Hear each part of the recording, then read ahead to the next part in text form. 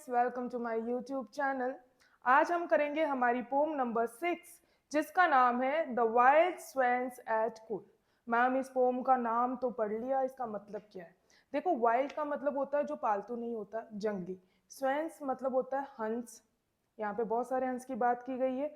Eight cool, ये जो cool है, अब इसमें ये जो कूल है, कूल पार्क की बात की गई है, डायरेक्ट नहीं लिखा गया, लेकिन जब हम रेफरेंसेस पढ़ते हैं तो हमें ये पता चलता है कि यहाँ पे जो एक कूल पार्क है जो कि आयरलैंड में है, ये वर्ड उसको डिनोट कर रहा है। ठीक है, आगे चलते हैं हमारी पोम की तरफ।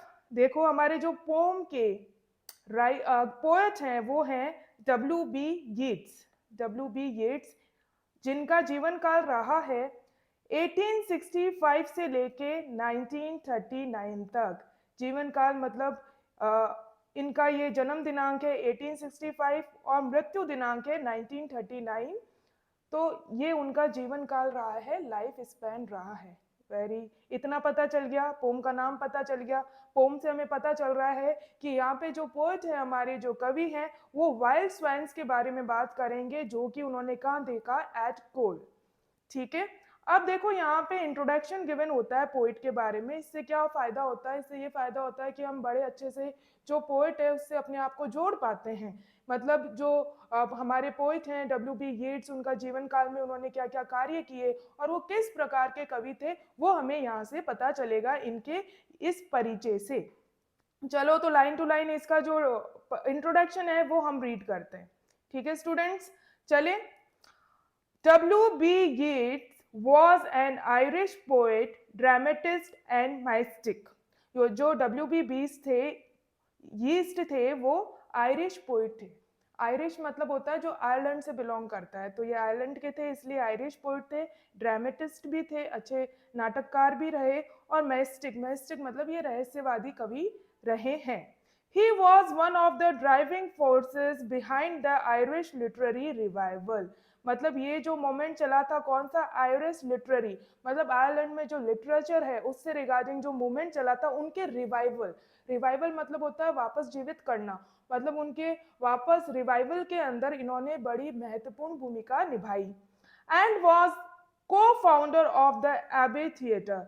को फाउंडर का मतलब होता है सह संस्थापक। कौन से थिएटर के? एबे थिएटर के ये को संस्थापक रहे। क्लियर है students? He was awarded the Nobel Prize for Literature in 1923। Very very important, इनको नोबेल प्राइज मिला लिटरेचर के अंदर सराहनीय कार्य करने के लिए जो प्राइज मिला, और ये एक सम्मानीय प्राइज है जिसको नोबेल प्राइज कहा जाता है, वो इनको मिला कौन से ईयर में? 1923 में। Very very important. अब देखो, इसमें से जो क्वेश्चन पूछे जा सकते हैं या ऑब्जेक्टिव टाइप क्वेश्चन बन सकते हैं, फर्स्ट तो ये हो सकता है कि जो W.B. येट्स है वो कहाँ से बिलोंग करते थे? आयरलैंड से, इसलिए उनको आयरिश पोइट कहा गया है। ठीक है, उनकी कुछ विशेषताएं, वो ड्रामेटिस्ट भी थे और माइस्टिक भी थे। क्लियर है? और ये ड्राइविंग फोर्स रहे हैं किसमें? आयरिश लिटरेरी रिवाइवल के अंदर। ठीक है, ये किसके को फाउंडर रहे? एबे थिएटर के को फाउंडर रहे। और सबसे इंपॉर्टेंट और वेरी वेरी इंपॉर्टेंट लाइन, इसको तो आप बाय हार्ट ही याद कर लेना। ठीक है, कि इनको नोबेल प्राइज मिला फॉर लिटरेचर इन 1923। क्लियर है स्टूडेंट्स? ठीक है, अब हम चलते हैं हमारी पोम की तरफ। ठीक है, इस फर्स्ट स्टैंजा की तरफ। देखो, अब ये जो पोम है वैसे तो बहुत ही इजी है समझने में, तुम्हारी बाकी पोम से यदि हम कंपेयर करें तो। एक सिंपल सा ऑटम सीन, ऑटम सीजन का जो सीन होता है, जो पतझड़ ऋतु होती है, उसके बारे में बताया गया है। और किसकी बात की गई है? स्वैन्स की बात की गई है। पहले हम अपना फर्स्ट स्टैंजा रीड करेंगे, फिर इससे रिगार्डिंग जो पिक्चर है मैं आपको वो दिखाऊंगी, ताकि आपके दिमाग में सारी इमेज क्लियर हो जाएगी कि जो हमारे पोएट हैं W.B. येट्स, वो किस नज़ारे की बात कर रहे हैं। क्लियर है स्टूडेंट्स? चले फर्स्ट स्टैंजा की तरफ। The trees are in their autumn beauty. Trees मतलब सब समझते हो पेड़, ऑटम मतलब जो पतझड़ का सीजन होता है या ऋतु, पतझड़ की जो ऋतु है उसके लिए वर्ड यूज हुआ ऑटम ब्यूटी। ब्यूटी मतलब सुंदरता। ठीक है, the woodland paths are dry.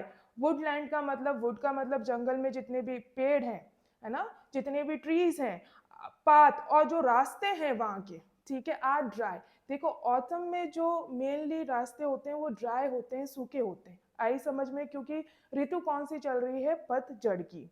Woodland का मतलब समझ में आ गया, एरिया कवर्ड विथ ट्रीज, जो पेड़ों से घिरी हुई भूमि है उसके लिए यहाँ पे वर्ड यूज हुआ है वुडलैंड। लैंड मतलब तो भूमि होता है, या वुड का मतलब फॉरेस्ट में जो पेड़ हैं उनसे है, लकड़ी से नहीं है। क्लियर है स्टूडेंट, ये वाली लाइन क्लियर हो गई? ठीक है। Under the October Twilight the water mirrors a still sky. Under the October, October महीने का नाम है, जैसे जैन फेब मार्च अप्रैल, वैसे अक्टूबर मंथ की बात की गई है। ट्विलाइट, ट्विलाइट मतलब होता है जो इवनिंग की डिम लाइट होती है, मतलब जो संध्या का समय होता है, कैसे मध्यम सी लाइट होती है, ना अंधेरा होता है ना उजाला होता है, उसके लिए वर्ड यूज हुआ है ट्विलाइट, मतलब संध्या का जो समय होता है। The water mirrors a still sky, mirrors का मतलब यहाँ पे है रिफ्लेक्ट करना, है ना, और किसी चीज का प्रतिबिंब बनना। और यहाँ जो पानी है, जो वाटर है, जो लेक है, उसके अंदर जो स्थिर, स्टिल मतलब एकदम शांत, बिना हिले डुले जो वाटर है, उसके ऊपर किसका मिरर बन रहा है, जो स्काई है, आसमान है, उसका रिफ्लेक्शन पड़ रहा है वाटर के ऊपर। तो जो आसमान है ट्विलाइट वाला, वो पूरा का पूरा पानी की जो सतह है, जो स्थिर सतह है, उस पे दिखाई दे रहा है, उसका रिफ्लेक्शन, किसका, आसमान का रिफ्लेक्शन दिखाई दे रहा है। ठीक है, अब आगे क्या बोल रहा है हमारा poet, upon the brimming water among the stones. Brimming water मतलब होता है जैसे आप लेक के किनारे खड़े होंगे, किसी झील के किनारे खड़े होंगे, तो लबालब भरा हुआ जो पानी है, मतलब किनारे तक भरा हुआ जो पानी है, उसके लिए वर्ड यूज हुआ है ब्रिमिंग, मतलब लबालब भरा हुआ, बिल्कुल किनारे तक भरा हुआ, पूरा भरा हुआ। अमंग द स्टोन्स, अब आपने देखा होगा लेक का सीन, वहां पे स्टोन्स भी होता है, तो अमंग के द स्टोन्स, स्टोन्स के आसपास भी क्या पूरा पानी भरा हुआ है। Are 9 and 50 swans, very important line, underline कर लेना, वहां पे कितनी स्वैंस है, किस पे, जो वाटर है, जो स्टोन्स तक लबालब भरा हुआ है, वहां पे कितनी स्वैंस, स्वैंस मतलब हंस, है ना, हंस है, कितने हंस है, 9 and 50। देखो 9 and 50 का मतलब क्या है, 9 9 + 50, इसका मतलब है 59, 59 स्वांस वहां पे है। क्लियर है स्टूडेंट्स, 9 and 50 में कंफ्यूज मत होना। 9 and 50, 50 मतलब 50, 9 मतलब 9, 9 + 50 कितने होते हैं, 59 स्वैंस है। क्लियर है? देखो अब समझने की कोशिश करो इसको, ये पूरा जो सीन है वो मैं आपको पिक्चर के साथ बताती हूँ कि यहाँ पे ऑटम सीजन की बात की गई है, जो वुडलैंड पार्ट्स हैं वो ड्राई है, अक्टूबर का महीना है, ट्विलाइट का समय है, जिसमें वाटर के सतह पे जो स्काई है वो रिफ्लेक्ट हो रहा है, उसका मिरर बन रहा है, और पानी एकदम किनारे तक भरा हुआ है, और वहाँ पे कितनी स्वैंस है, 59 and 50 स्वैंस है, मतलब 59 और 59 स्वैंस है, ऐसा हमारे पोइट हमें कहना चाह रहे हैं। ठीक है मैम, नहीं आया समझ में, चलो पिक्चर के माध्यम से समझते हैं इस पूरे सीन को, क्योंकि जब तक आपको ये सारी इमेज समझ में नहीं आएगी तब तक आप इस पोम को अच्छे से समझ ही नहीं सकते। कहने को तो ये बहुत सिंपल है, सतह पे यदि आप इस पोम को पढ़ेंगे तो बहुत सिंपल है, लेकिन इसके अंदर बहुत ही ज़्यादा डीप मीनिंग है। जैसा कि मैं हमेशा बोलती हूँ, आप लिटरेचर के स्टूडेंट्स हो तो ऊपर ऊपर नहीं, अपनी जो इमेजिनरी है, कल्पना शक्ति है, उसको बढ़ाओ, लिटरेचर को लिटरेचर की तरह पढ़ने की कोशिश करो, तभी आपको चीज़ें समझ आएगी, वरना कोई मतलब नहीं है इन लाइन्स का। ठीक है, अब आ जाओ, देखो ये सीन है, बहुत प्यारा सा सीन है, जैसा स्टार्टिंग में बताया गया था, the wild swans at Coole. Coole मतलब यहाँ पे कूल पार्क से लिया गया है, जो कि आयरलैंड में है। ठीक है, ये एक इंट्रोडक्शन दिया हुआ है, रेफरेंसेस में ये बताया गया है। अभी पर्टिकुलर इस सीन पे आ जाते हैं कि ये क्या है, एक झील है, ठीक है मैम, जिसकी बात की गई है। ऑटम ब्यूटी की बात की गई है, ऑटम मतलब पतझड़ ऋतु, ऋतु, उसमें जो ब्यूटी, मैम वो कैसे ब्यूटीफुल हो सकता है, देखो पतझड़ ऋतु जो है उसमें पेड़ अलग ही ब्यूटीफुल लगते हैं आपको, पीले, देखो यहाँ पे पीले और ऑरेंज कलर के पत्ते बताए गए हैं, लेकिन ये जो सीन है वो देखने में कितना ब्यूटीफुल लगता है वो बताया गया है, इसलिए यहाँ पे लिखा गया है ऑटम ब्यूटी। मतलब जो पेड़ हैं वो पूरी तरह ऑटम ब्यूटी, मतलब ऑटम ऋतु के अंदर अपने आप को पूरी तरह, मतलब अपने आप को ब्यूटीफुली एक्सप्रेस कर रहे हैं। और देखो ये जो पाथ है, ये जो रास्ता है, वुडलैंड पाथ। वुडलैंड का मतलब मैंने बताया था जो पेड़ से घिरी हुई भूमि है। देखो ये पेड़ से घिरी हुई भूमि है। ये जो पाथ है, ये जो रास्ते हैं वो कैसे हैं, ड्राई हैं, क्योंकि ऑटम सीजन है इसलिए जो रास्ते हैं वो एकदम ड्राई हैं, सूखे हैं। क्लियर है ये इमेज? ठीक है। फिर इन्होंने बोला है कि जो समय है वो शाम का ट्वेलाइट का समय है। ट्वेलाइट का समय क्या होता है, संध्या का समय है, मतलब इवनिंग का वो समय जब डिम डिम लाइट होती है, ना तो अंधेरा होता है ना उजाला होता है, तब आसमान ऐसे दिखता है एकदम संध्या वाला समय। तो ट्वेलाइट का है। और महीना कौन सा बताया गया है, अक्टूबर महीने की बात की गई है। क्लियर है यहां तक? अब इन्होंने बोला है कि ये जो स्काई है, इसका जो रिफ्लेक्शन है, रिफ्लेक्शन मतलब इसकी जो इमेज बन रही है, प्रतिबिंब बन रहा है, वो इस वाटर पे बन रहा है। ये वाटर कैसा है, स्टिल है, मतलब बिना हिलावा एकदम स्थिर पानी है। उसके ऊपर ये जो स्काई का जो रिफ्लेक्शन पड़ने से जो मिरर बन रहा है, मिरर्स मतलब वापस रिफ्लेक्शन बनने के बाद जो प्रतिबिंब बनता है, जो इमेज बनती है, वो इस वाटर पे बन रही है। ठीक है। उसके बाद इन्होंने बोला ये जितनी भी स्वान्स हैं, ये जो हंस हैं यहाँ पे, ये काउंटिंग में कितने हैं, 59 स्वैंस है, मतलब 9 एंड 50 स्वैंस है। 9 मतलब 9 एंड 50 मतलब 50, दोनों को मिला के कितने होते हैं, 59 स्वैंस यहाँ पे हैं। तो ये इमेज क्लियर होनी चाहिए। देखो ऑटम ब्यूटी की बात की गई है, वुडलैंड पाथ्स की बात की गई है, 59 स्वैंस है, और जो ये स्काई है, इसका जो मिरर्स मतलब प्रतिबिंब किस पे बन रहा है, इस वाटर, जो स्टिल वाटर है, इसके ऊपर बन रहा है। आई थिंक सो अब आपके दिमाग में पूरी इमेज क्लियर है। अब आपको ये नज़ारा आपके दिमाग में फिट हो जाना चाहिए, क्योंकि इस नज़ारे को देखते हुए ही पोएट अपनी सारी बातें कह रहे हैं। ये जो नज़ारा है एट प्रेजेंट वो यहाँ पे है, फिर इस नज़ारे से पहले की बात होगी, फिर इस नज़ारे की बाद की बात होगी, पास्ट में भी जाएंगे वो, फिर फ्यूचर में भी जाएंगे। तो ये जब जब जाएंगे तब मैं बता दूंगी, लेकिन ये नज़ारा क्लियर होना चाहिए आपके दिमाग में। सपोज करो ये यहाँ पे पोएट है, ये यहाँ पे खड़े हैं, और ये सारा जो नज़ारा है उसके बारे में बता रहे हैं, और पास्ट के बारे में भी बताएंगे, लेकिन नज़ारा सेम है। यही 59 स्वान्स है, यही लेक है, यही ऑटम सीजन की बात वो करेंगे। क्लियर है स्टूडेंट्स? अब मुझे लगता है कोई कंफ्यूजन नहीं है आपको।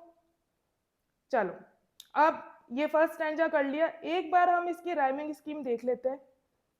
देखो राइमिंग स्कीम मतलब क्या होता है, जो लास्ट साउंड है वो यदि अगले लाइन की लास्ट साउंड से यदि मैच कर रही है तो हम उसको सेम वर्ड से डिनोट कर देते हैं, जैसे ए या बी या सी। अलग अलग करती है तो हम अलग अलग वर्ड्स करेंगे, सेम करती है तो हम सेम वर्ड से कर देंगे। तो उसको हम बोलते हैं राइमिंग स्कीम। की लय जिससे मिल रहा है उसको सेम सिंबल से डिनोट करते हैं, और जिससे नहीं मिल रहा तो उसको अलग सिंबल से डिनोट कर देते हैं। ठीक है। अब देखो ब्यूटी, टी साउंड आ रहा है, ठीक है, तो हमने ए वर्ड से इसको डिनोट कर दिया। ड्राई मैच नहीं हो रहा ब्यूटी से, तो ये बी हो गया यहाँ पे। वाटर दोनों से मैच नहीं हो रहा, तो ये सी हो गया। ठीक है ma'am. Sky, sky and dry आपस में मैच हो रहा है, तो ये सेम सेम साउंड है इसलिए सेम बी वर्ड आ जाएगा यहाँ पे। ठीक है। स्टोन्स किसी से मैच नहीं हो रहा, तो D. Swans, stones, S S sound, तो डी।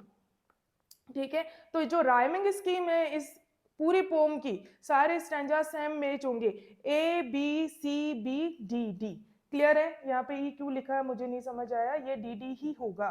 ठीक है। तो जो राइमिंग स्कीम होगी वो A B C B D D. Clear है स्टूडेंट? यहाँ तक रफ कर देते हैं इसको ताकि नीट एंड क्लीन लगे आपको देखने में। चलिए आगे चलते हैं। अब देखो, the 19th autumn has come upon मी। यहाँ पे मी कौन है, जो हमारे पोएट हैं, जो हमारे कवि हैं डब्ल्यू बी यीट्स, उनके लिए ये वर्ड यूज हुआ है मी।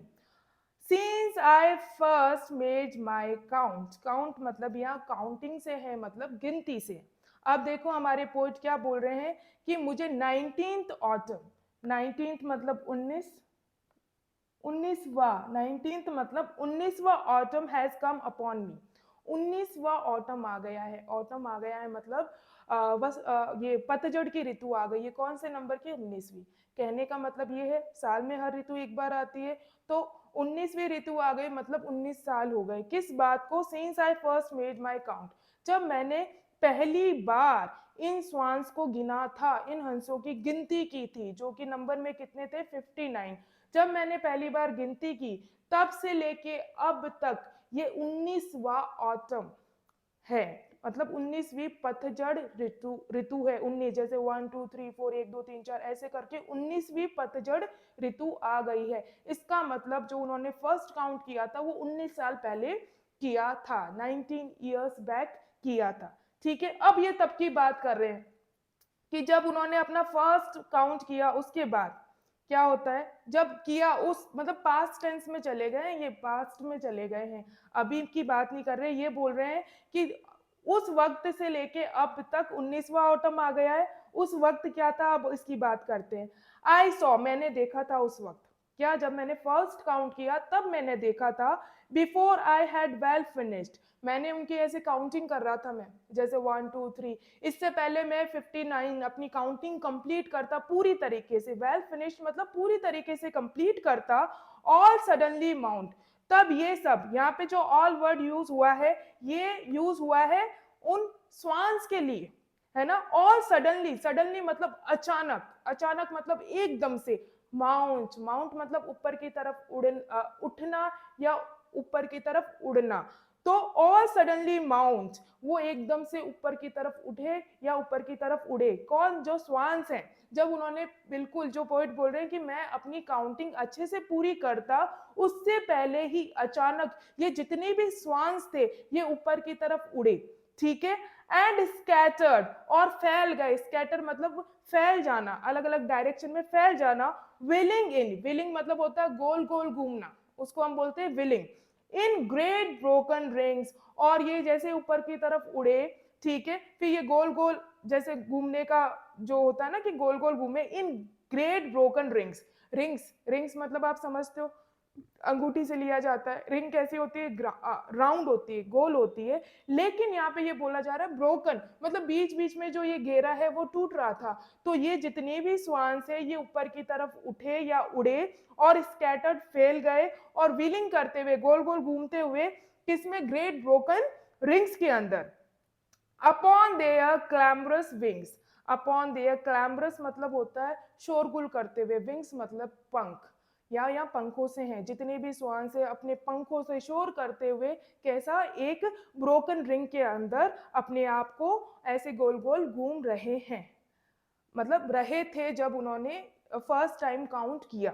ठीक है मैम, नहीं आया समझ में ब्रोकन रिंग क्या होता है, क्या कहना चाह रहे हो? तो चलो इमेज के थ्रू समझने की कोशिश करते हैं इस वाले स्टैंजा को। देखो, अब जो पोएट है वो बात कर रहे हैं इन स्वान्स की। ठीक है, ये रहे स्वान्स। ठीक है, अब जो पोएट है वो बोल रहे हैं कि इस बात को 19 साल बीत गए, है ना। 19 साल मतलब ये मेरा 19वां 19th क्या है? ऑटम है। कौन सा है? 19th। ठीक है मैम। लेकिन अब ये बोल रहे हैं जब मैंने फर्स्ट टाइम काउंट किया, है ना, जब इन हंसों को मैंने फर्स्ट टाइम काउंट किया था, पहली बार काउंट किया था, तब क्या हुआ कि ये जो हंस हैं वो, इससे पहले कि मैं अपनी गिनती पूरी करता, अच्छे से पूरी करता, होता है ना कि 1 2 3 वो ऐसे काउंट कर रहे थे, इससे पहले कि वो अपनी गिनती अच्छे से पूरी करते, ये जो हंस हैं, ये जो स्वान्स हैं, वो एकदम से suddenly mount up, mount up का मतलब होता है ऊपर की तरफ उठना या फ्लाई इनटू द एयर, ये हवा में माउंट अप मतलब उड़ने लगे।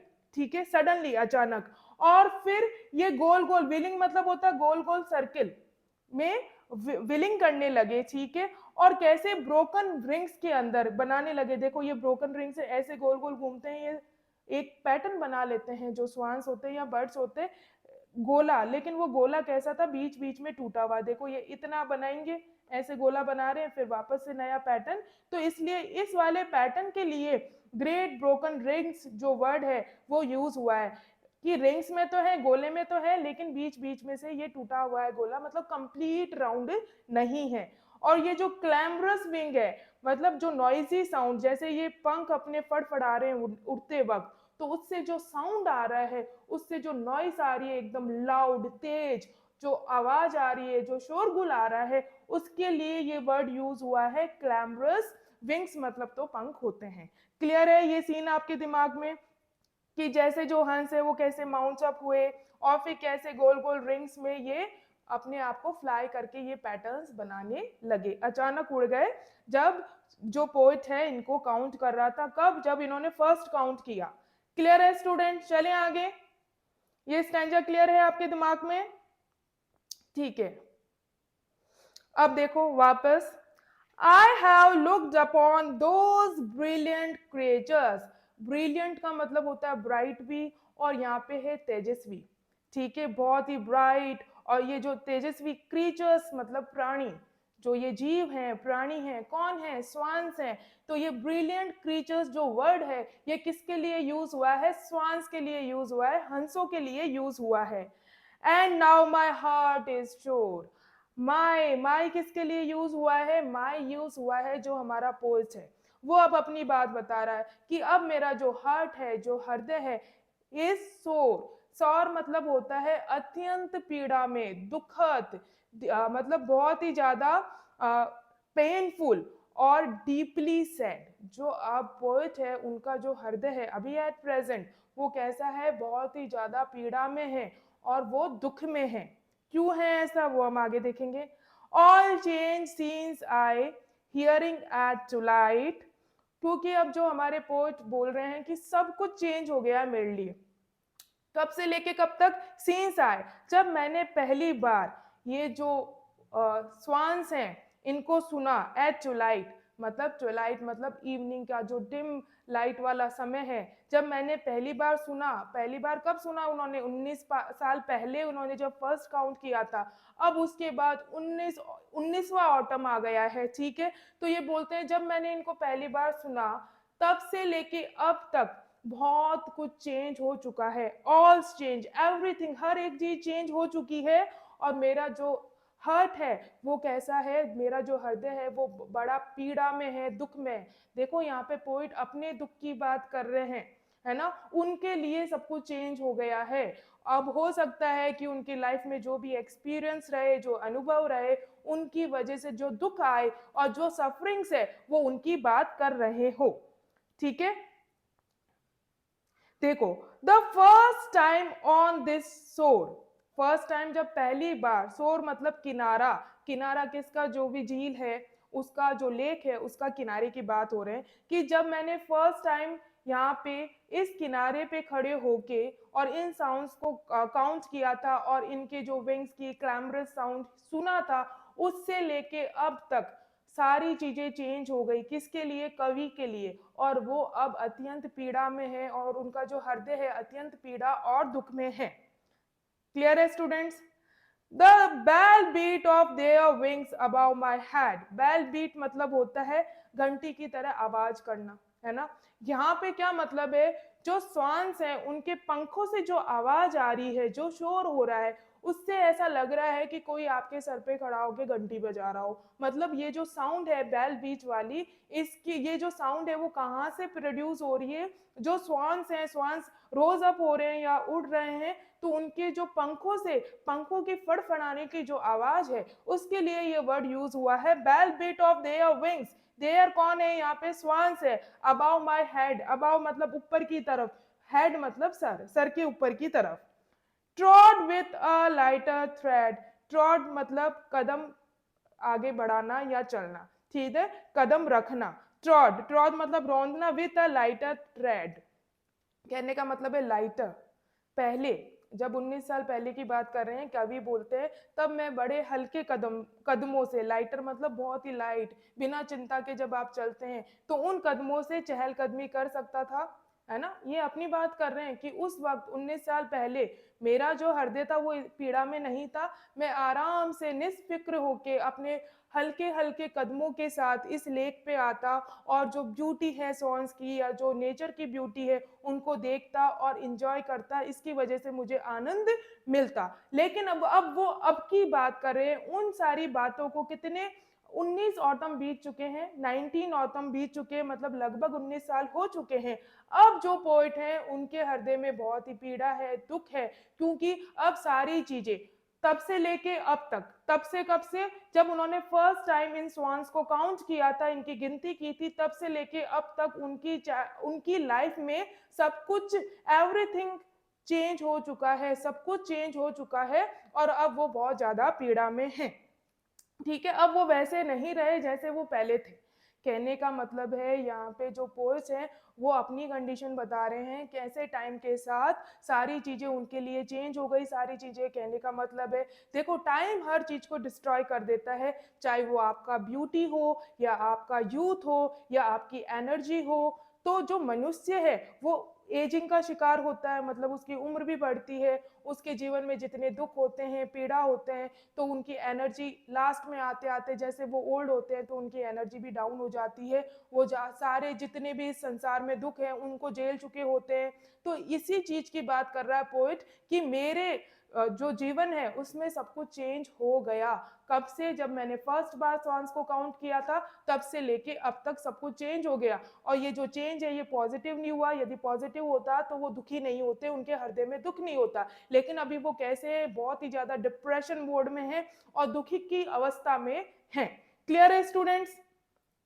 और जो स्वांस है यहाँ पे देखो, यहाँ पे जो पोएट है वो तो जो जितने भी मानव जीवन है, समय के साथ जो चेंजेस आते हैं उनको डिनोट कर रहा है। और जो स्वांस है वो ब्यूटी, इटर्निटी को डिनोट कर रहे हैं, कि जो ब्यूटी है, सुंदरता है, और इटर्निटी हमेशा के लिए रहेगी। और एक प्लेजर, एक परम आनंद जो नेचुरल ब्यूटी को देख के मिलता है, उसको डिनोट कर रहे हैं, उसको सिंबलाइज कर रहे हैं, उसके प्रतीक है। ये जो स्वांस है वो यूथ, एनर्जी और प्लेजर के प्रतीक हैं। और समय के साथ स्वांस में कोई चेंज नहीं आया है, लेकिन जो पोएट की जिंदगी है उसमें सब कुछ बदल चुका है। क्लियर है स्टूडेंट्स? आगे देखो, चले आगे। ये यहां तक क्लियर हो गया आपके दिमाग में? देखो, ये वाला जो सीन है आप इससे कोरिलेट कर सकते हैं कि यहाँ पे ये जो है, देखो, ये जो हमारे पोइट हैं अर्लियर, मतलब 19 साल पहले की बात चल रही है ना, अर्लियर, जब ये बड़े लाइटर, लाइटर मतलब बड़े ही चहलकदमी करते थे एकदम हल्के कदमों से। कहने का मतलब है इंसान हल्के कदमों से कब चहलकदमी करेगा? जब उसका मन भी खुश होगा और वो खुद भी हैप्पी होगा और वो एनर्जेटिक होगा। 19 साल पहले इनका भी यूथ था, इनकी भी जवानी थी, ये भी एनर्जेटिक थे। तो 19 साल पहले की ये अवस्था बताई गई है, जब उन्होंने इन वाइल्ड स्वैंस को देखा, है ना, तब ये इनकी जितनी भी ब्यूटी है उसमें एंजॉय, डिलाइट फील करते थे। ठीक है, इनकी जो एनर्जी है वो स्वान की एनर्जी से मैच कर रही थी। लेकिन अब जब उस फर्स्ट काउंट को, जब पहली बार इन्होंने इन स्वान्स को गिना, उसको लेके अब तक कितने ऑटम आ गए? ये 19th ऑटम है, मतलब ये 19वां ऑटम ऋतु है, मतलब पतझड़ ऋतु है। अब जो है कवि के लिए ऑल चेंज, सब कुछ चेंज हो चुका है। और अब वो कैसी अवस्था में है? वो सोर, सोर मतलब डीप पेन में है।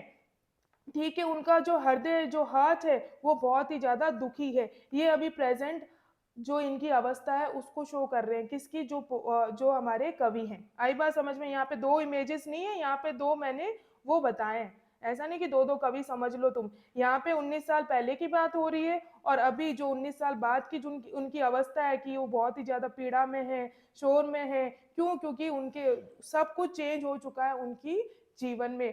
कैसे चेंज हो चुका है? पहले वो यूथ थे, अब वो ओल्ड हो चुके हैं समय के साथ। ठीक है, पहले वो बहुत ही लाइट चहलकदमी कर सकते थे, हल्के कदमों से हर चीज को एंजॉय कर सकते थे, लेकिन अब नहीं कर पा रहे। अब वो बहुत ही ज्यादा दुखद अवस्था में है, कारण कुछ भी हो सकता है।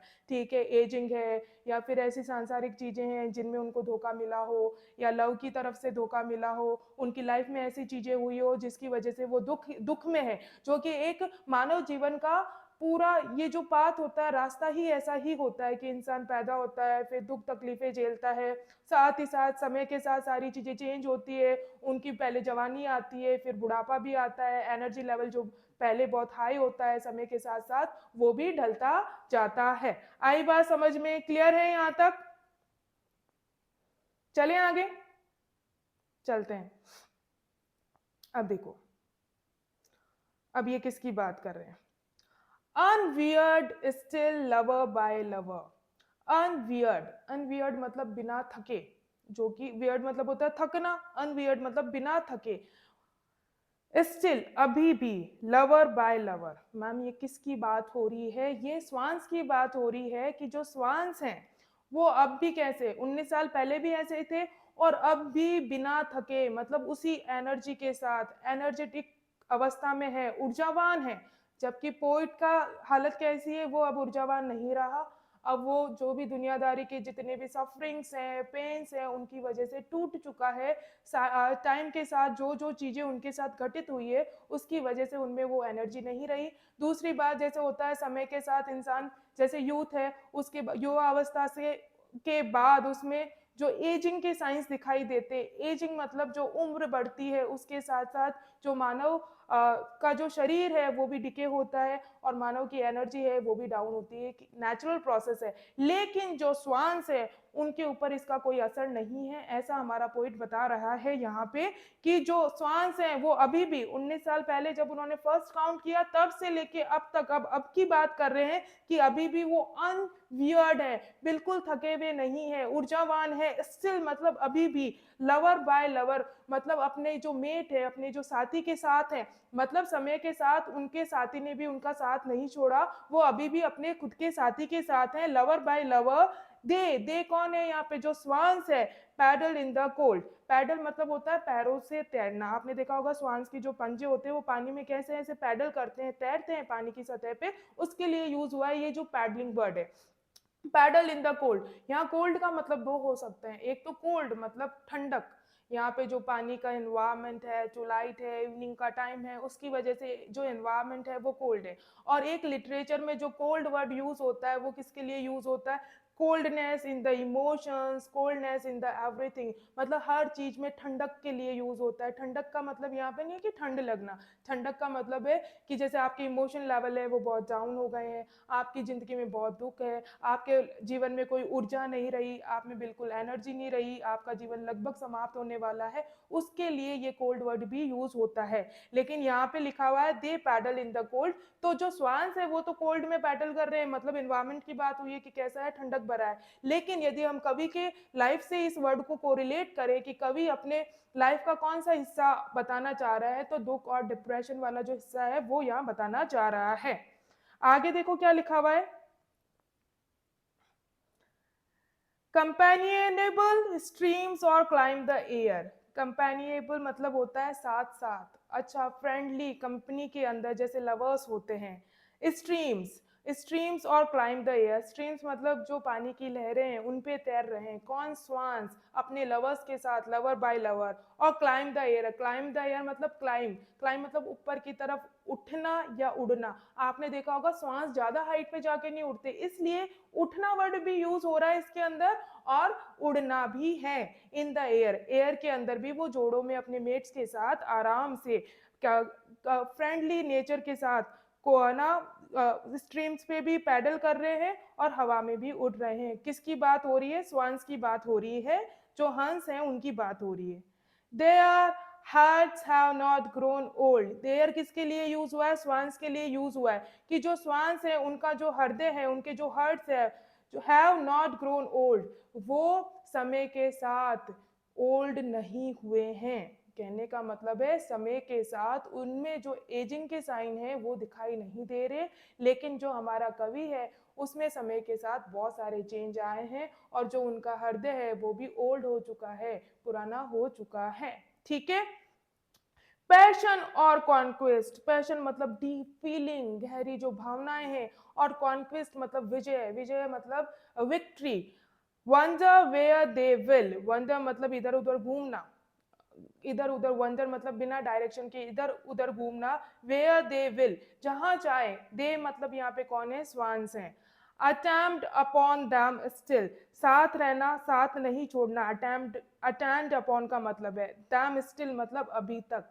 कहने का मतलब है जो हमारा पोइट है वो ये बोल रहा है कि जो स्वान्स हैं वो अभी भी उनके जो हर्ट्स हैं वो पुराने नहीं हुए हैं, मतलब ग्रोन ओल्ड। होता है ना, हर चीज की एक स्टार्टिंग होती है, फिर पीक टाइम आता है, फिर उसमें गिरावट आती है।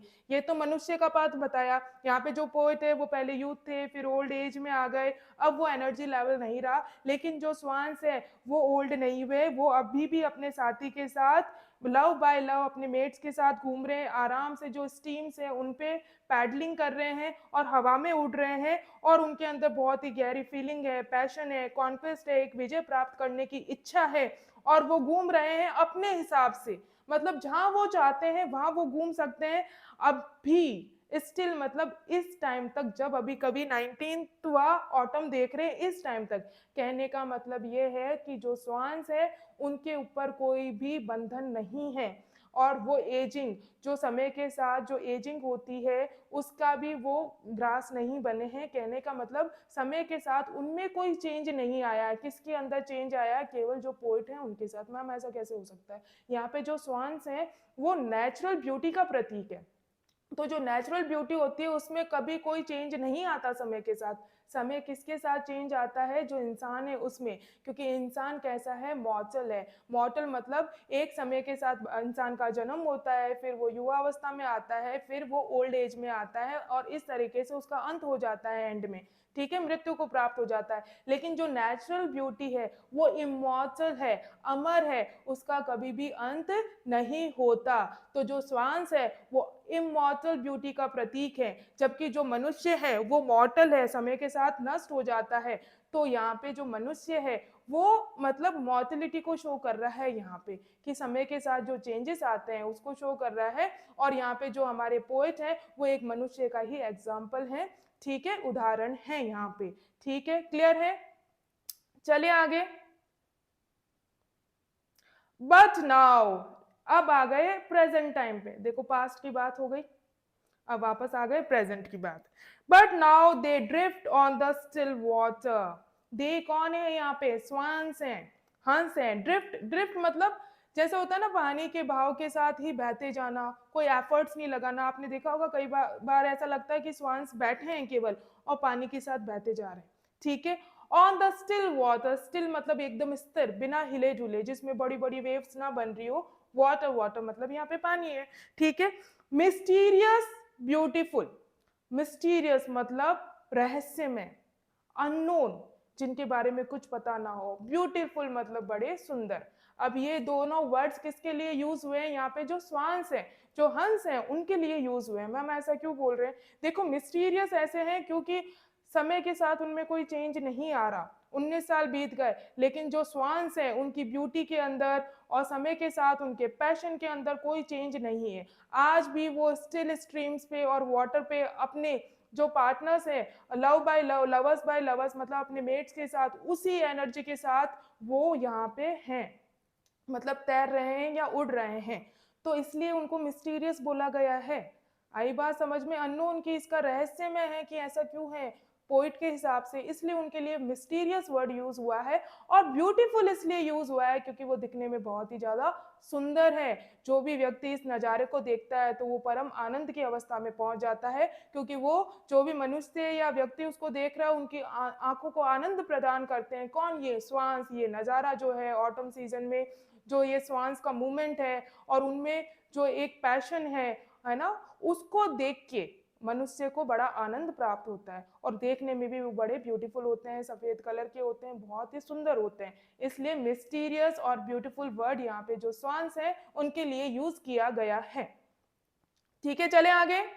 Amongst what rushes will they build? By what legs, age or pull? Very very important line, समझना बहुत जरूरी है। अब फ्यूचर की बात हो रही है। ठीक है, यहाँ पे वर्ड यूज हुआ है वॉट। वॉट का यह मतलब है विच या वेयर, है ना? कौन सी जगह। वॉट यहाँ पे जो अनसर्टेनिटी है, अस्थिरता है, उसको ये वर्ड डिनोट कर रहा है। कैसे ma'am? What rushes will they built. They का मतलब है स्वांस, बिल्ट मतलब बनाना। देखो यहाँ पे एक वर्ड यूज हुआ है रशेज, इसका दो मतलब होते हैं रशेज का। एक तो मतलब होता है कोई चीज बहुत जल्दी जल्दी में करना, कि बहुत ही ज्यादा आप जल्दी में है तो उसके लिए रशेज। एक यहाँ पे ये मतलब है कि जो वाटर है, पानी है या लेक है या झील का जो पानी है, उसके किनारे जो पानी में घास उगती है ना, वाटर जो ग्रास होती है, मतलब अंदर से खोखली और ऐसी जो घास उगती है जो कि पानी के किनारों पे होती है, उसके लिए भी यहाँ पे ये वर्ड रशेस यूज किया जा सकता है, तभी इसका मीनिंग निकलेगा। देखो अब वो पूछ रहे among what rushes will they build, will किसका डिनोट कर रहा है, फ्यूचर के बारे में बात कर रहा है।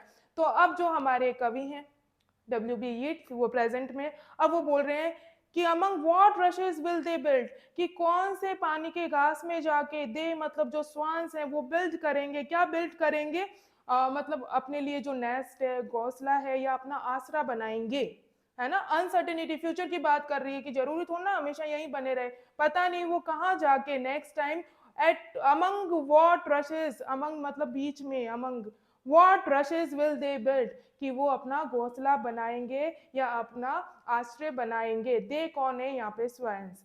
बाय व्हाट लेक्स एज और पुल, क्लियर है बात कि व्हाट विच, यहाँ पे जो वॉट है वो अनसर्टेनिटी को शो कर रहा है, अस्थिरता को शो कर रहा है कि विच और वेयर, कौन सी जगह जाके, कौन से लेक, लेक मतलब झील के, एज, एज मतलब किनारे, और पूल, पूल का मतलब भी यहाँ आपको समझ में आ गया होगा कि कौन से लेक और पूल के किनारे जाके ये जो स्वान्स है वो अपना जो भी बिल्ड है, जो नेस्ट है या जो घोंसला, घोंसला वैसे पर्टिकुलर जो भी बनाते होंगे या रहने का स्थान है वो चूज करेंगे। मतलब अब फ्यूचर की अनसर्टेनिटी के बारे में बता रहे हैं।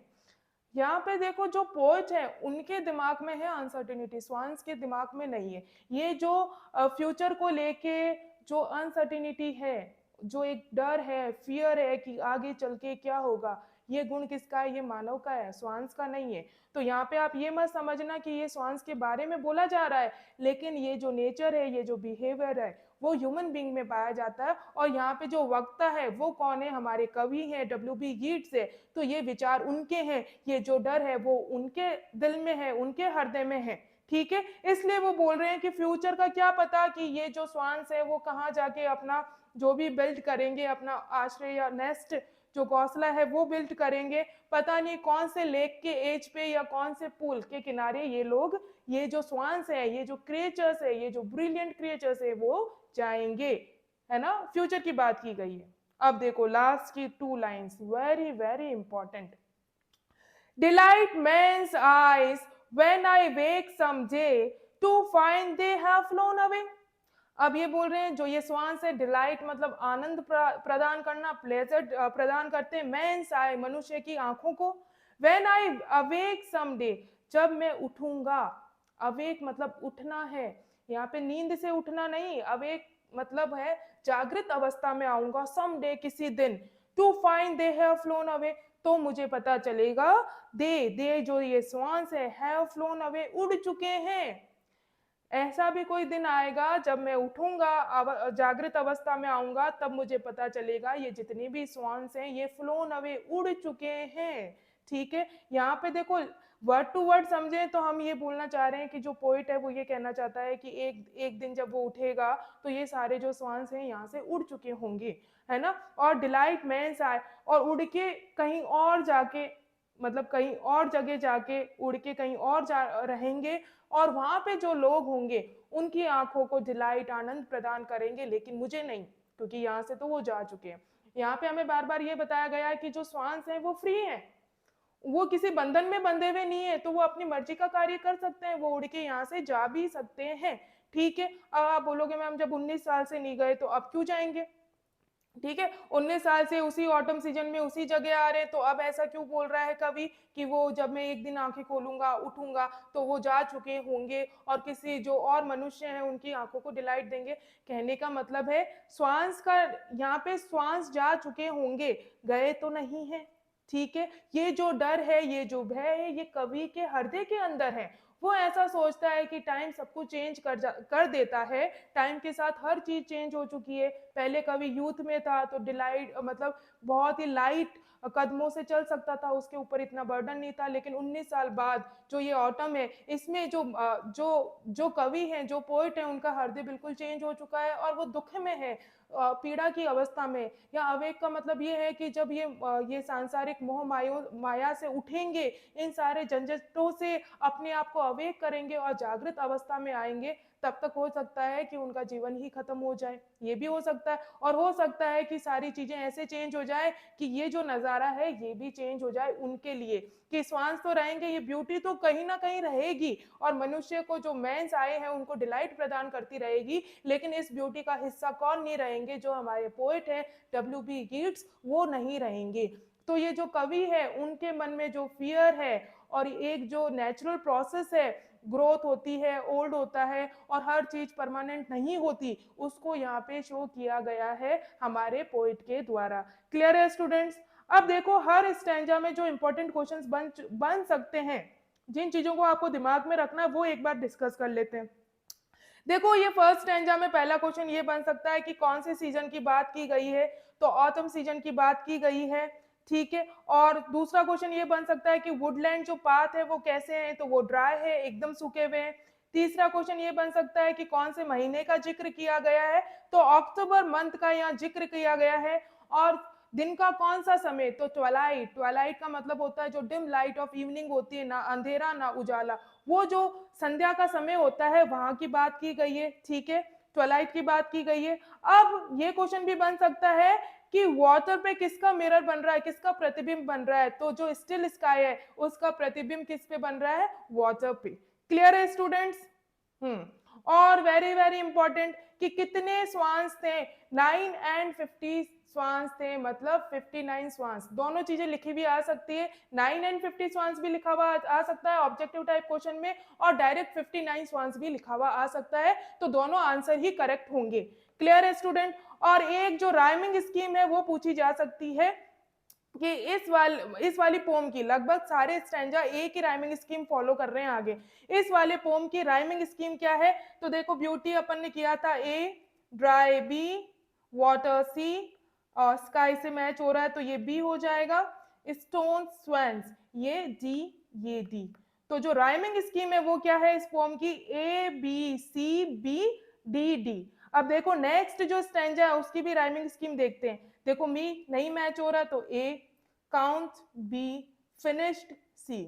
देखो, माउंट और काउंट आपस में राइम कर रहा है तो ये बी हो गया, रिंग्स विंग्स तो ये डी डी। ठीक है, सारे स्टैंजा सेम पैटर्न फॉलो कर रहे हैं, तो इसलिए इस पोम की जो राइमिंग स्कीम है वो क्या हो जाएगी? A B C B D D. Clear है स्टूडेंट्स? चलो रफ कर देते हैं ताकि अच्छे से समझ पाए आगे का स्टैंजा। अब देखो, आगे जो इस वाले स्टैंजा में इंपॉर्टेंट क्वेश्चंस बनते हैं वो बता देती हूँ। एक आपको दिमाग में रखना है, 19th ऑटम, यहाँ पे कौन से 19वें ऑटम की बात की गई है, ठीक है, कब से? जब पोइट ने फर्स्ट काउंट किया तब से। क्लियर है स्टूडेंट्स? यहाँ तक ये आपको दिमाग में रखना है। इस वाले स्टैंजा में रखना है कि ब्रिलियंट क्रिएचर्स का मतलब ये किसके लिए यूज हुआ था? तो स्वांस के लिए, और स्वांस को क्या बोला गया है? Brilliant creatures. और ठीक है, माई हार्ट इज सोर, जो पोइट का हार्ट है वो कैसा है? अत्यंत पीड़ा में है, दुख में है। क्यों? क्योंकि सारी चीजें चेंज हो चुकी है फर्स्ट काउंट से लेके अभी तक। क्लियर है स्टूडेंट्स?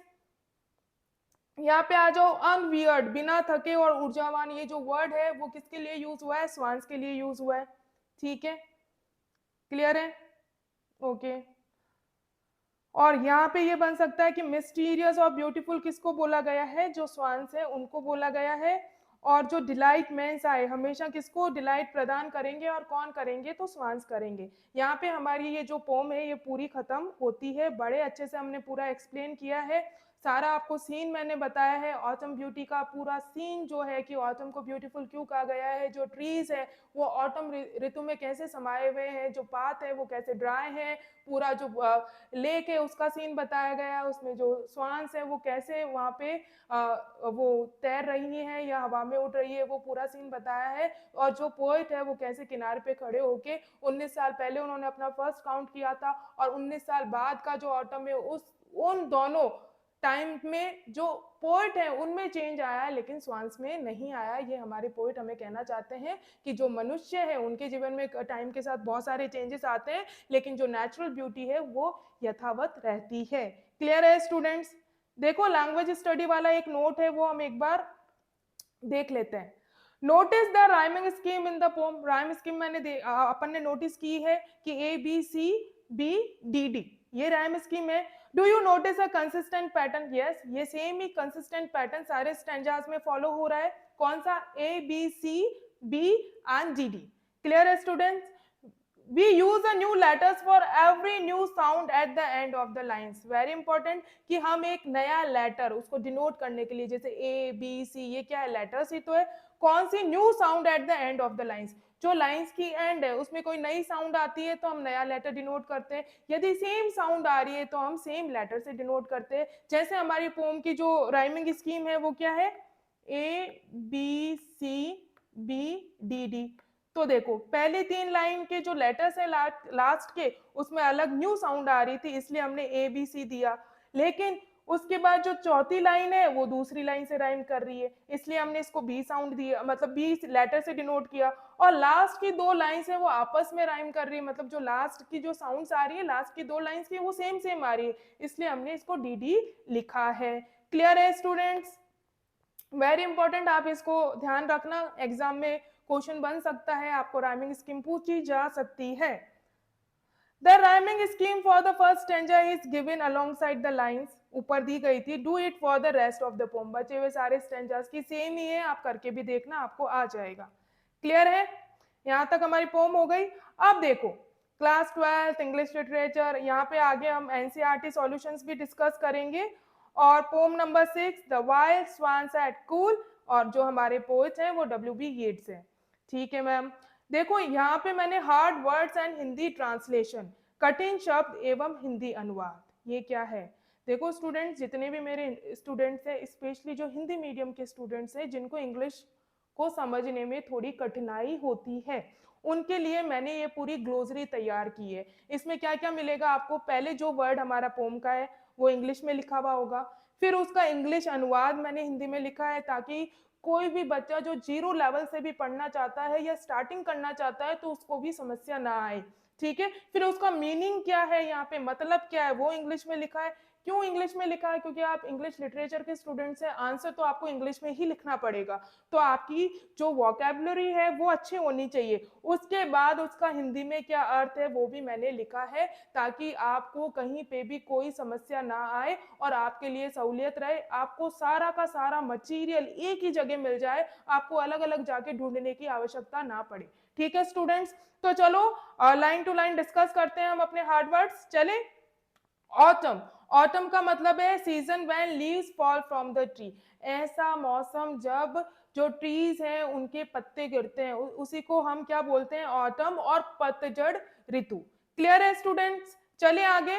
यहाँ पे वुडलैंड, वुडलैंड का मतलब है एरिया कवर्ड विद ट्रीज, जंगल वाला क्षेत्र, ऐसा एरिया जो कि पेड़ों से ढका हुआ होता है उसको हम बोलते हैं वुडलैंड। लैंड का मतलब भूमि, वुड का मतलब यहाँ पे ट्रीज से है, जंगल से है, जंगल वाला क्षेत्र। क्लियर है? चले आगे।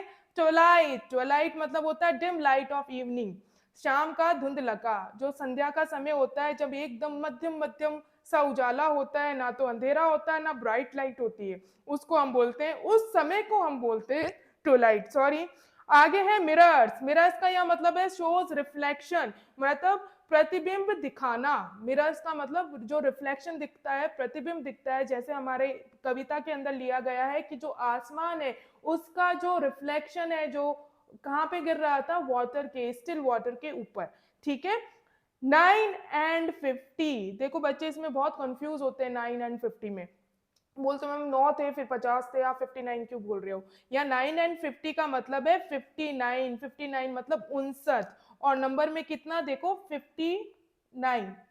क्लियर है? इसमें कंफ्यूज मत होना। 9 and 50 मतलब 50 और 9, 50 में आप 9 जोड़ोगे तो कितने बनेगा? 59, इसलिए यहाँ पे लिखा गया है 9 and 50। ब्रिमिंग, ब्रिमिंग का मतलब होता है फुल टू द टॉप, लबालब या पूरा भरा हुआ, मतलब किनारे तक जो पानी भरा हुआ है उसके लिए ये वर्ड यूज हुआ है ब्रिमिंग। चलिए आगे देखो, आगे जो है द 19th से लेके जो लाइन स्टार्ट हो रही है क्लैम्बरस विंग, यहाँ तक जो लाइन और स्टैंजा खत्म हो रहा है, उसमें जितने भी हार्ड वर्ड्स मुझे लगे कि आपको कठिन लग सकते हैं मेरे प्यारे बच्चों, वो मैंने सारे यहाँ पे लिखे हैं। फर्स्ट है 19th। 19th का मतलब होता है 19वां, जैसे काउंटिंग करते हैं ना, जैसे आप समझो कई बच्चों को डाउट होता है मैम 19 और 19th में क्या डिफरेंस है, 19 और 19वां में क्या डिफरेंस है। 19वां किसको यहाँ पे रिप्रेजेंट कर रहा है, ऑर्डर को, जैसे फर्स्ट बोलते हैं ना, ये फर्स्ट आया है, फिर सेकंड, थर्ड, तो ये ऑर्डर को वो बता रहा है। तो वैसे ही जो फर्स्ट काउंट किया था, जो हमारे W.B. यीट्स हमारे जो पोएट है, उन्होंने जब फर्स्ट काउंटिंग की थी किसकी, स्वान्स की, उससे लेके अब तक 19वां, मतलब इन ऑर्डर पहला, दूसरा, तीसरा, चौथा, पांचवा, ऐसे करके 19वां ऑटम आ गया है। तो ये ऑर्डर को शो कर रहा है, इसलिए यहाँ पे 19 नहीं 19th आएगा, 19वां आएगा। कंफ्यूज मत होना, 19 तो एक जस्ट नंबर है, वो ऑर्डर को शो नहीं कर रहा, लेकिन 19वां बाकायदा एक सीक्वेंस और ऑर्डर को शो कर रहा है कि फर्स्ट काउंट से लेके अभी तक, जैसे फर्स्ट काउंट किया, फिर पहला, दूसरा, तीसरा, चौथा, ऐसे कर 19वां ऑटम आ चुका है। आई बात समझ में, इसलिए यहाँ पे 19th आया है, टींथ, TH लगा है, जो कि ऑर्डर को शो करता है। ठीक है। माउंट, माउंट मतलब टू राइज और फ्लाई अप, ऊपर उठना या उड़ जाना। देखो माउंट मतलब ऊपर उठना से भी होता है, और यहाँ पे जो हमारी स्वान्स है उनके लिए उड़ जाना से है। तो मैम फ्लाई अप के लिए माउंट क्यों यूज किया, देखो स्वान्स जो है वो ज्यादा हाइट पे नहीं उड़ती, इसलिए ये वर्ड यूज किया गया कि वो उड़ती है तो भी ऐसा लगता है कि थोड़ा सा ऊपर उठे हैं। ठीक है। स्कैटर, स्कैटर का मतलब होता है to spread in different direction, इधर उधर फैल जाना, स्कैटर का मतलब। विलिंग, विलिंग मतलब होता है moving in a circular motion, गोल गोल घूमना, उसके लिए वर्ड यूज होता है विलिंग। क्लैमरस, क्लैमरस का मतलब है लाउड एंड नॉइसी, शोरगुल से भरा हुआ। क्लियर है स्टूडेंट, चले आगे देखो। अब जो हमारी लाइन है स्टैंजा की, आई हैव से लेके लाइटर थ्रेड तक जितने भी हार्ड वर्ड्स मुझे लगे वो यहाँ पे अपन डिस्कस करते हैं। ब्रिलियंट, ब्रिलियंट मतलब वेरी ब्राइट और शाइनिंग, अत्यंत चमकदार और तेजस्वी, मैंने बोला था ये वर्ड किसके लिए यूज हुआ है, स्वान्स के लिए। शोर, शोर मतलब है पेनफुल, डीपली सैड, पीड़ादायक या दुखद, जो कि किसका हर्ट है, जो हमारे पोएट है उसके हर्ट के लिए यूज हुआ था, कि उनका हर्ट कैसा है, बहुत ही ज्यादा पीड़ा में है और पेन में है, वो बहुत ही ज्यादा दुखी है। देखो अब इन दोनों वर्ड्स के बीच में आप कंफ्यूज मत होना, यहाँ पे एक एच एक्स्ट्रा है और इसको बोलते हैं शोर। ये शोर था, ये शोर है, इसका मतलब होता है एज ऑफ द लेक, झील का किनारा, झील के किनारे को हम शोर बोलेंगे। और जो पेनफुल और डीपली फीलिंग, पीड़ादायक और दुखद के लिए जो वर्ड यूज हुआ था वो शोर यूज हुआ था। क्लियर है स्टूडेंट, चलिए आगे।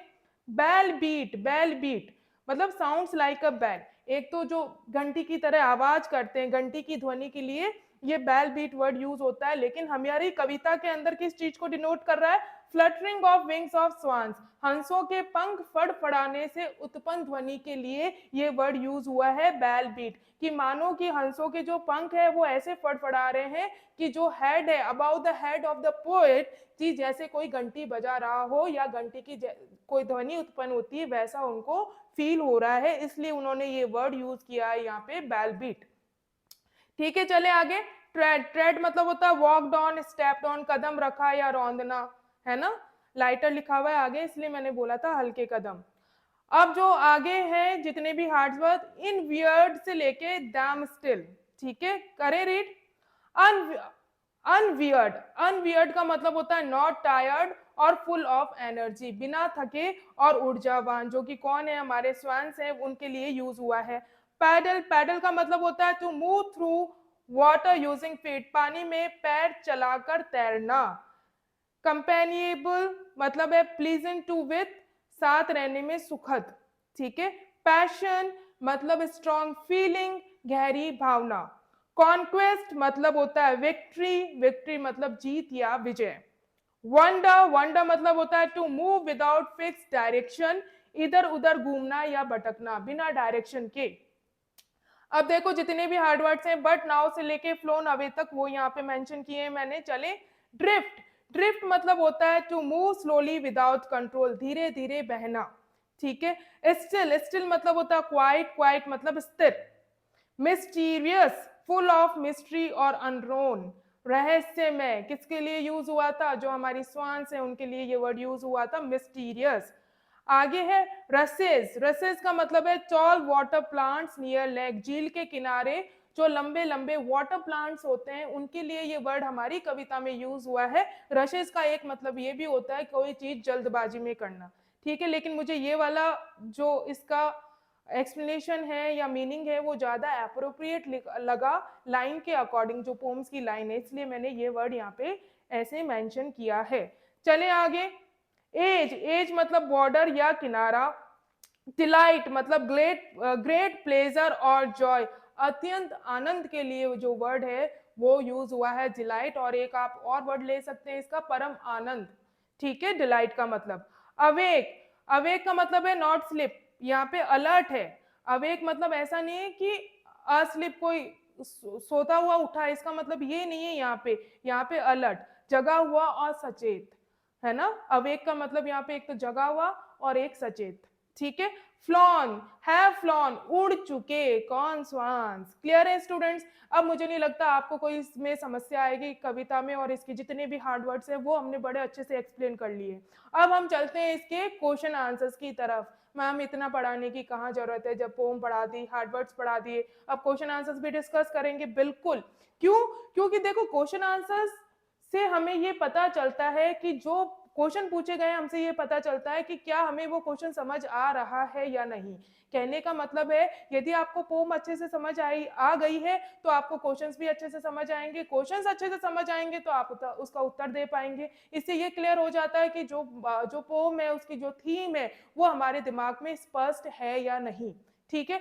दूसरा जो है वो फायदा ये है कि बोर्ड एग्जाम में जो क्वेश्चंस पूछे जाते हैं वो लगभग जो एनसीईआरटी की बुक्स के जो पैटर्न होते हैं उन्हीं पे आते हैं। तो एक तरह से हमारी बोर्ड एग्जाम की प्रिपरेशन भी साथ हो रही है, और जितने भी डाउट्स हैं जब हम क्वेश्चन करते हैं, उसको पढ़ते हैं, समझते हैं और आंसर देते हैं तो सारे डाउट्स भी क्लियर हो जाते हैं, और कोई चीज यदि समझ में भी नहीं आई तो ये भी हमें पता चल जाता है, ठीक है। चले हमारे क्वेश्चन आंसर्स की तरफ चलते हैं। How do the trees in their autumn beauty, dry woodland path, October twilight and still sky connect to the poet's own life? कि ये सारा जो ऑटम सीजन की जो चीजें हैं ये बताई गई है वो कवि की लाइफ से कैसे जुड़ी हुई है। देखो, the poet is in the decline years of his life, जो पोएट है वो अपने डिक्लाइनिंग ईयर्स में है, जीवन की मतलब जो जीवन की अवस्था वो कैसी है, अब डिक्लाइनिंग की है, उनका यूथ चला गया है, अब एजिंग के साइन दिखाई दे रहे हैं। The trees in their autumn beauty, dry woodland paths, October twilight, all represent the sign of old age. ये जितनी भी चीजें हैं, पतझड़ का जो मौसम है, ड्राई वुडलैंड पाथ्स हैं, अक्टूबर ट्विलाइट है, ये सब किसके प्रतीक हैं, किसके साइन है? ओल्ड एज के साइन है, किसके? कवि के। The poet is passing through the autumn of his own life, जो पोइट है, जो हमारा कवि है, वो अपने जीवन के भी पतझड़ वाला जो जीवन है, पतझड़ जो जीवन की लाइफ में उनको पतझड़, अपनी जीवन में वो पतझड़ से गुजर रहे हैं। कहने का मतलब है पतझड़ किसका यहाँ पे सिंबल है? जो पोइट है उनका जो जीवन है अभी वो कैसा है? वो बहुत ही ज्यादा सैड है, और वो दुख में है, वो पीड़ा में है। Autumn is the season compare to the death and decay in nature, जो ऑटम सीजन है, पतझड़ वाला जो ऋतु है, वो किसका सिंबल है? डेथ, डेथ मतलब मृत्यु, और डिके, डिके मतलब किसी चीज का घटने का सिंबल है नेचर के अंदर, क्योंकि इस वक्त जो पत्ते हैं वो जड़ते हैं, मतलब एक तरह से डेथ और डिके का सिंबल है। सेम ही अवस्था में जो हमारे पोइट है वो है अभी।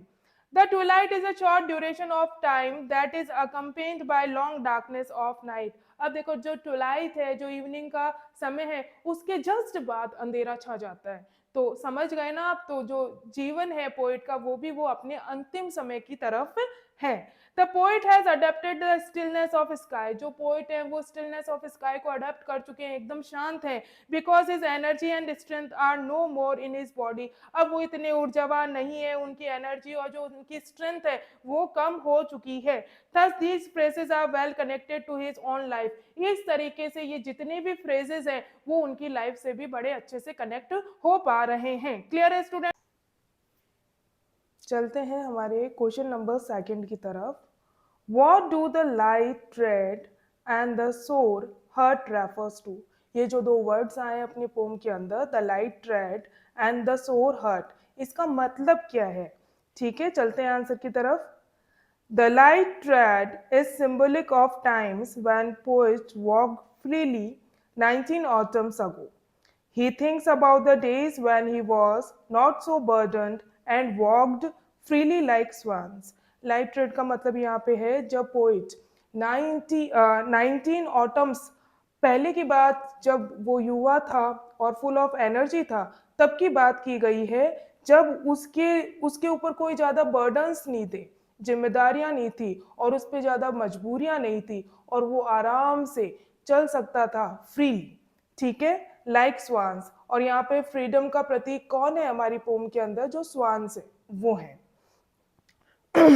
The poet is observing swans while he feels the sore heart।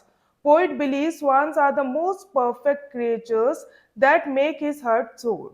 और जब इन स्वान्स को अब 19 ऑटम्स के बाद जब वो वापस इनको ऑब्जर्व कर रहा है, तब उसके दिल में ये जो उनका जो हर्ट है उसमें पीड़ा होती है या वो दुख का एहसास करते हैं और उनको लगता है कि जो स्वान्स है वो एकदम परफेक्ट क्रिएचर्स है, प्राणी है, उसके दिल को ये पीड़ा देने वाले। क्यों? क्योंकि स्वान्स को देख के उनको अपने पास्ट डेज की याद आ रही है जब वो भी फ्रीली थे स्वान्स की तरह।